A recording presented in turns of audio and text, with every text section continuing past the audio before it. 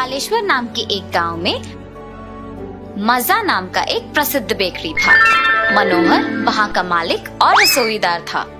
वो खुद हर रोज ढेर सारे केक सेंक के बेचता था। मनोहर को एक और आदत था कि वो जो भी केक सेंके सिर्फ अच्छा स्वाद ही नहीं बल्कि बहुत गुणवत्ता से करे। विभिन्न आकार और तरह तरह के स्वाद से केक बनाने के लिए मनोहर जाने जाता था। गांव में किसी का भी जन्मदिन हो सिर्फ मजा से ही केक लाते थे, ऐसी थी उनकी प्रसिद्धि।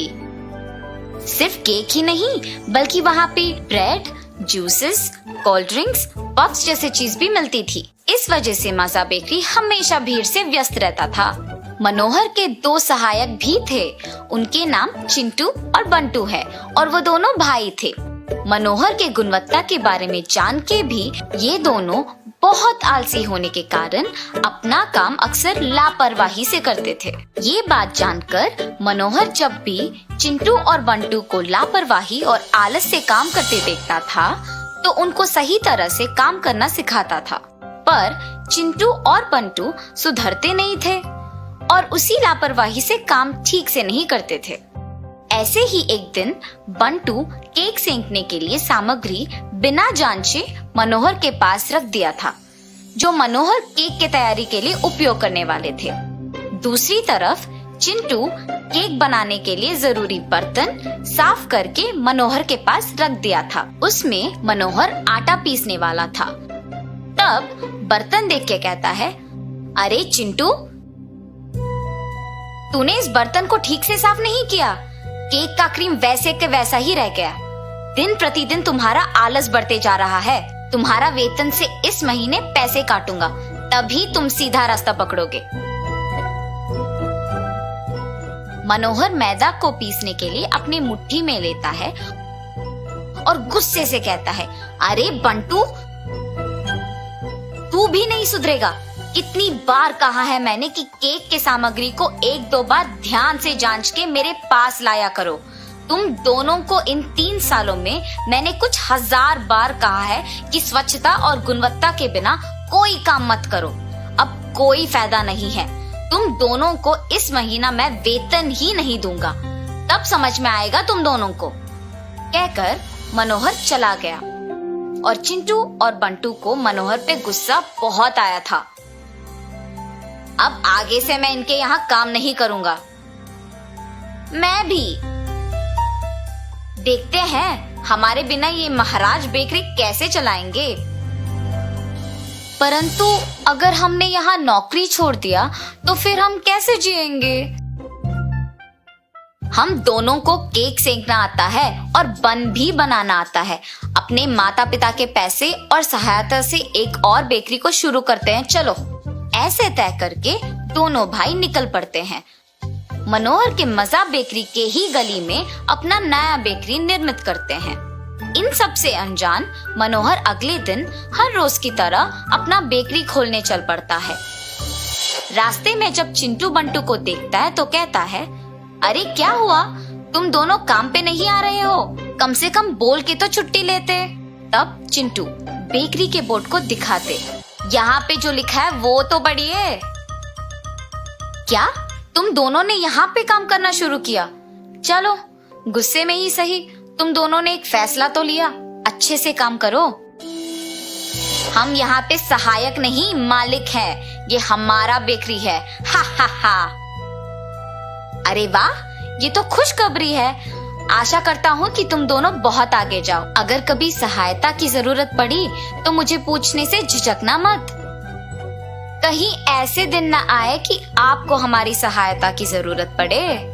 मनोहर कुछ ना कह के वहाँ से चला जाता है, इस खुशी में कि उनके पास काम करने वाले अब अपने बल पे कुछ कर रहे हैं और हर रोज की तरह अपने व्यस्त बेकरी को संभालने के काम में पड़ जाता है।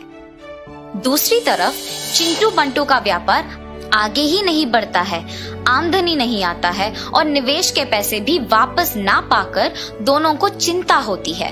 बेकरी शुरू करके महीना बीत जाता है, आमदनी के बारे में उनके माता पिता के सवाल के जवाब नहीं दे पाते हैं। आमदनी के बिना व्यापार कैसे चलेगा? अगर अगले 15 दिनों में आधा निवेश नहीं आया तो ये बेकरी किसी और को अच्छे दाम में बेच दूंगा। पिता के बातों से परेशान चिंटू बंटू व्यापार को सफल करने के सोच में पड़ गए। अरे बंटू, मजा बेकरी को जो छोटा रास्ता जाता है वो तुझे पता है ना? हाँ, क्यों? उस छोटे रास्ते से जाकर हम मालिक के सारे केकों को लेके हमारी बेकरी के केकों से बदल देते हैं। हाँ, उनके हाथ के सेंके केक अगर हम बेचते हैं तो उस अच्छे स्वाद के लिए हमारे पास ही सभी आएंगे। ठीक कहा तुमने। उस दिन मनोहर को बेकरी ताला लगाते देख चिंटू बंटू मजा के अंदर छोटे रास्ते से प्रवेश करते हैं। वहां के सारे केकों को बक्सों में डाल के और अपने फीके केकों को उनके जगह में बदल के वहां से निकल पड़ते हैं। अगले दिन जब मनोहर हमेशा की तरह अपने केक को बक्सों में वितरण करने के लिए सब कुछ तैयार कर रहा होता है, तब अचानक से देखता है कि उसके सूची में लिखे 6 तरह के केक नहीं हैं और हैरान हो जाता है।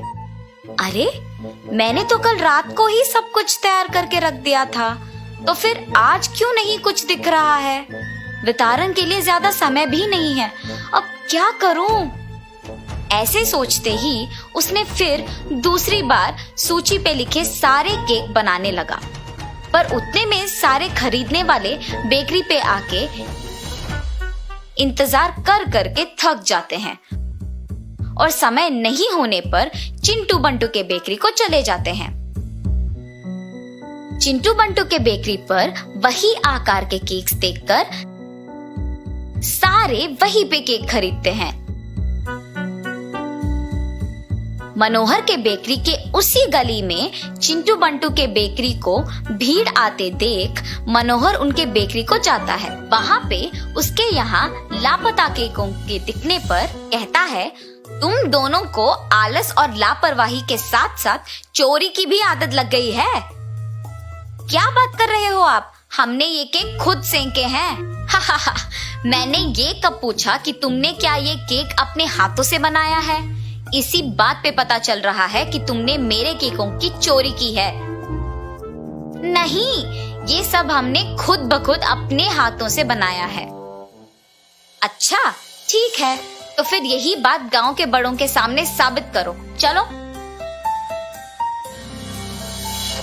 ऐसे कहकर गांव के बड़ों को मनोहर सब कुछ कह देता है। सब सुन के गांव के मुखिया कहते हैं, इस मुसीबत का एक ही हल है, तुम तीनों मेरे ही सामने 3 अलग अलग केक सेंकोगे। उसके बाद मैं स्वयं उनका स्वाद करूंगा और फैसला करूंगा कि कौन सही है और कौन गलत।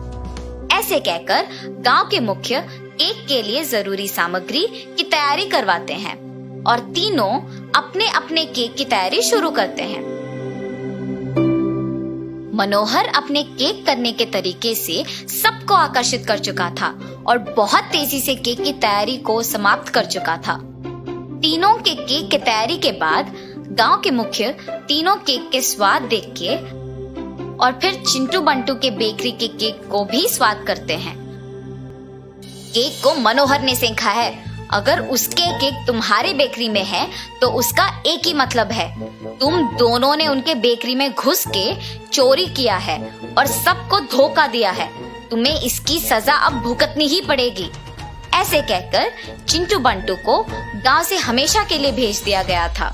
इस कहानी का नैतिक है, मेहनत करोगे तो जिंदगी में कुछ भी हासिल कर पाओगे, आलसी बन जाओगे तो सबके सामने मजाक बन जाओगे।